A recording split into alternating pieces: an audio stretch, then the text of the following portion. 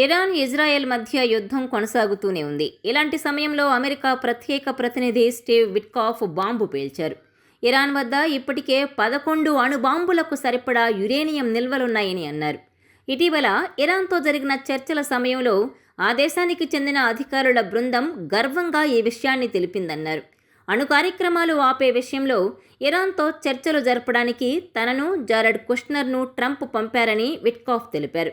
అధ్యక్షుడి ఆదేశాలతో ఇరాన్తో న్యాయపరమైన ఒప్పందం చేసుకోవడానికి తాము అనేకసార్లు ప్రయత్నించామన్నారు. అయినప్పటికీ ఇరాన్ అణు కార్యక్రమాలను ఆపడం అసాధ్యమని తేలడంతో దాడులు ప్రారంభించామన్నారు. ప్రస్తుతం 60% శుద్ధి చేసిన 460 కిలోల యురేనియం నిల్వలు తమ దగ్గరున్నాయని ఇరాన్ ప్రతినిధులు తెలిపారని స్టీవ్ విట్కాఫ్ పేర్కొన్నారు. తాము బాంబులు తయారు చేయడాన్ని అడ్డుకునే హక్కు ఎవరికీ లేదన్నారని అప్పటి విషయాలను గుర్తు చేసుకున్నారు.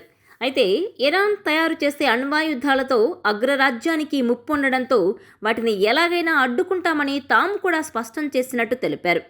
ఆ దేశం నిల్వ చేసిన యురేనియంతో కేవలం 10 రోజుల్లోనే బాంబులను తయారు చేసే అవకాశం ఉందన్నారు. కానీ వాటిని తయారు చేయడానికి కావలసిన సౌకర్యాలు గతేడాది అమెరికా చేపట్టిన దాడుల్లో ధ్వంసమైనట్లు వివరించారు.